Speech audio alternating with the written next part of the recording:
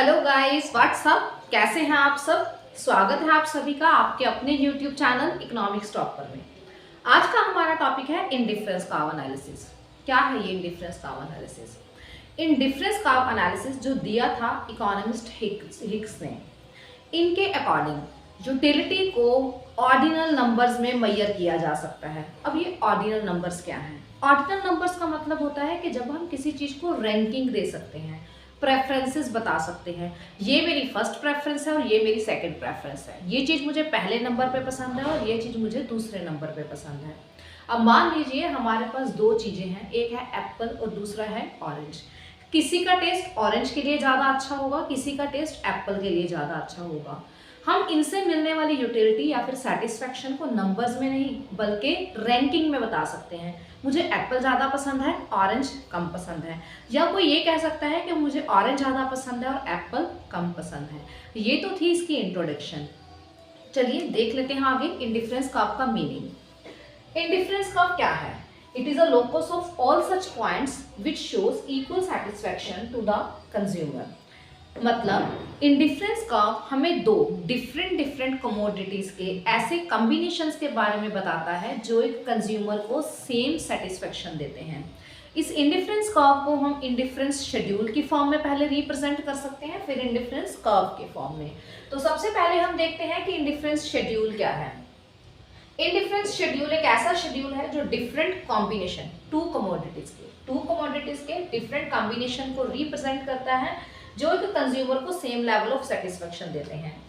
चलिए हमारे पास कॉलम 1 में है कॉम्बिनेशन, कॉलम 2 में लिए हुए हैं एप्पल्स और कॉलम 3 में लिए हुए हैं ऑरेंजेस। अगर हम ए कॉम्बिनेशन एक बाय करते हैं तो इसमें एप्पल 1 आता है, ऑरेंज 10 आते हैं। अगर कंज्यूमर चाहता है कि उसके पास ऑरेंज तो बहुत है, अब वो थोड़ी सी एप्पल की क्वांटिटी बढ़ाना चाहता है, तो उसको कुछ ऑरेंजेस सैक्रिफाइस करने पड़ेंगे। एक एप्पल लेने के लिए वो 3 ऑरेंजेस छोड़ने के लिए तैयार हो गया। अब अगर और एप्पल की कंजम्पशन बढ़ानी है, अब एप्पल की कंजम्पशन उसने 2 से बढ़ाकर 3 कर दी, ऑरेंज उसने 7 से कम करके 5 कर दिए। अब यहाँ पे देखिए, पहले उसने 1 यूनिट लेने के लिए 3 यूनिट्स छोड़े, 1 यूनिट लिया एप्पल का और छोड़े कितने ऑरेंज के 3। फिर उसने एप्पल का 1 ही यूनिट लिया लेकिन ऑरेंज के कितने छोड़े 2। फिर उसने एप्पल का द नेक्स्ट कॉम्बिनेशन जो बाय करते हैं उसमें वो एप्पल कितने लेते हैं 3। अगर एप्पल की कंजम्पशन और बढ़ानी है, एप्पल का 1 यूनिट और लिया तो ऑरेंज के कितने छोड़े 2।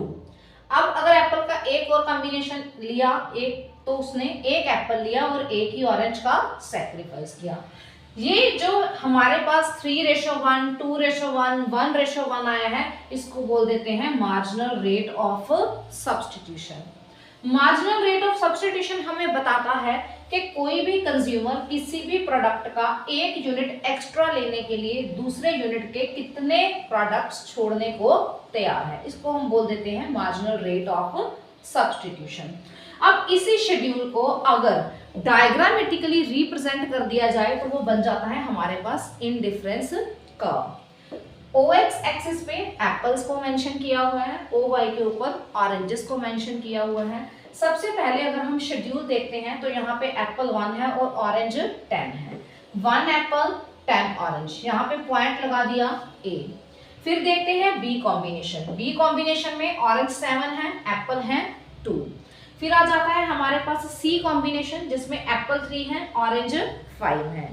फिर आ जाता है हमारे पास डी कॉम्बिनेशन जिसमें हमारे पास एप्पल्स 4 हैं और ऑरेंजेस भी 4 हैं। अगर हम इन डिफरेंट पॉइंट्स को मैच कर देते हैं, मिला देते हैं, तो हमारे पास आ जाता है डाउनवर्ड स्लोपिंग इंडिफरेंस कर्व। ये जो डाउनवर्ड स्लोपिंग इंडिफरेंस कर्व है, ये हमें बताता है कि इस कर्व के अलग अलग पॉइंट्स जो हैं वो एक कंज्यूमर को इक्वल सेटिस्फेक्शन देते हैं। इसके बाद अब हम करते हैं इंडिफरेंस मैप, या जिसको हम बोल देते हैं इंडिफरेंस सेट। इंडिफरेंस मैप और इंडिफरेंस सेट, अगर कंज्यूमर की हायर सेटिस्फेक्शन या लोअर सेटिस्फेक्शन के बारे में रिप्रेजेंट करना होता है तो वो अलग अलग इंडिफरेंस कर्व्स को यूज किया जाता है। जब इन अलग अलग इंडिफरेंस कर्व्स को एक ही डायग्राम में रिप्रेजेंट किया जाता है तो उसको बोल देते हैं इंडिफरेंस मैप या फिर indifference set. Diagrammatically OX axis पे हमने एप्पल्स को मेजर किया हुआ है, OY के ऊपर ऑरेंजेस को मेजर किया गया है। इस डायग्राम में डिफरेंट डिफरेंट इंडिफरेंस कर्व है, IC1, IC2, IC3, IC4। जैसे जैसे हम राइटवर्ड मूव करते जाते हैं तो लेवल ऑफ सेटिस्फेक्शन इंक्रीज होता जाता है, जैसे जैसे लेफ्ट साइड बढ़ेंगे तो लेवल ऑफ सेटिस्फेक्शन जो है वो रिड्यूस होता जाता है। जैसे कि इंडिफरेंस कर्व में हमने पढ़ा है कि जैसे एक ही इंडिफरेंस कर्व पे चाहे ऊपर चले जाओ चाहे नीचे आ जाओ, लेवल ऑफ सेटिस्फेक्शन सेम रहेगा। लेकिन अगर हायर लेवल ऑफ सेटिस्फेक्शन को या फिर लोअर लेवल ऑफ सेटिस्फेक्शन को रिप्रेजेंट करना हो तो हमें एक ही डायग्राम में अलग अलग इंडिफरेंस कर्व ड्रॉ करके उस लेवल ऑफ सेटिस्फेक्शन को डिस्क्राइब किया जा सकता है। उम्मीद है कि आपको ये टॉपिक अच्छे से समझ आया होगा। मिलते हैं अपनी नेक्स्ट वीडियो में इंडिफरेंस कर्व की प्रॉपर्टीज के साथ। Till then take care, bye bye.